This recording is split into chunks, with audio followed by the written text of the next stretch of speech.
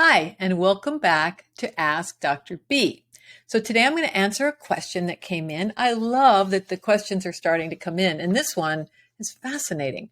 So this one comes from Darlene A., and she asks, what kind of impact do you think learning about how to be the best operator of one's brain might have on a person's well-being as they grow up, from kindergarten through 12th grade, in adulthood? Is this one of the missing personal tools that our society and world needs for resiliency, peace, and much, much more? Wow. I love that question. So I'm a child psychologist. That's my background and training. And I've done a lot of things in my career, built a nonprofit. I had my own private practices before I built a nonprofit. Then I went to work in the government, focused on suicide prevention. And now I'm the CEO of this amazing company looking at how to use technology to help facilitate and well-being and help us take care of ourselves. So I'm always thinking about our kids and what we need to teach them. And to me, this question gets at, we focus in school on, learning important skills, how the cognitive part of us, and teaching our kids math and science and history and politics and literature. I love it all. It's all really, math was never, I'm not kidding. I love math, but I love some of the other areas, of course. That's why I went into the field I went into. Anyway, these are all really important. And we also include, which is a great thing, exposure to the arts and physical health, physical activities, sports, and all of that. I do think that this question, that Darlene's question, really highlights one of the weaker areas. So now most school districts offer conversations about mental health. I remember when my daughter, who's now a junior in college, came home during high school and said, "Oh my gosh." I was like, "What's up?" She said, "Oh, we're doing our mental health unit." And so she's got me as a mom, and her dad is a psychologist as well.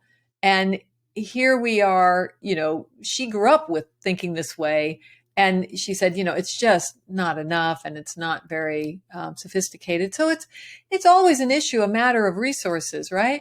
But Darlene's question really gets at something else. If we, from the beginning, helped our children understand this amazing thing that's in there, our brain, and what it does and how it functions, and the different ways that we need to take care of it, how we need to feed it, by eating well, by exercising, by stimulating it with, great ideas and practices.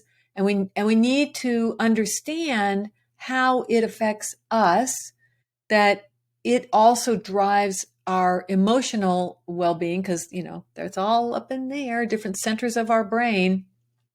How might that help us? Well, we know, I think it's pretty clear now. When I was coming up in graduate school, there was still debate, not within the field. We were all pretty sure that emotional intelligence was a darn good thing and helped people in all aspects of life.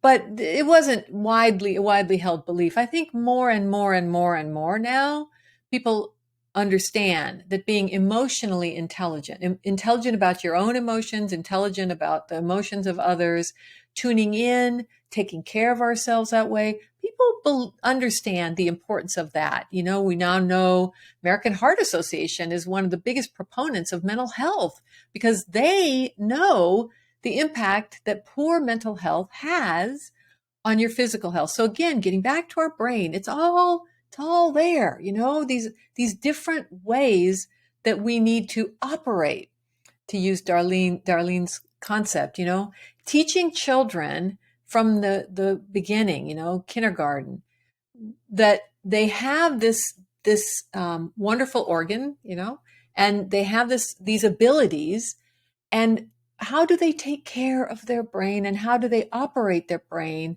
and what does their brain allow them to do? I do think it would have a significant effect on how mindful we are as a people, how aware we are of our own power, our own limitations, our own opportunities. I think it would absolutely improve the way we relate to others, that we would understand that the choices we make are driven by so many different things, what we've learned, our disposition, our tendencies, our genetic, makeup, what's in us, what's pushing on us from inside. And I think that would help us in all areas of functioning. I think we would be more productive.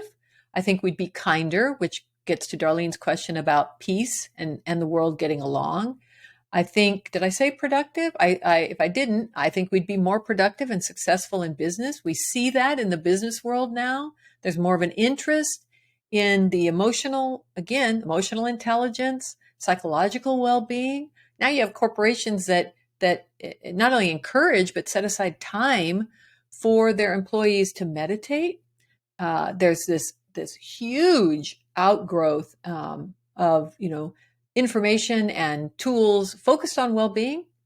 So I love this question. I agree that it is a goal we should have, that we should all learn from the very beginning, toddlers all the way to the very end of life, how to better make use of this amazing, amazing thing that we have, our brain, and all that it does, all that it requires, all that it's capable of.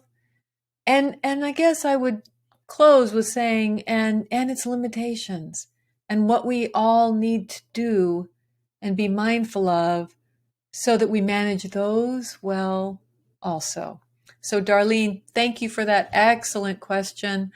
And thank you all for tuning in. If you find these videos helpful, please share this channel. Our goal is to harness the power of we.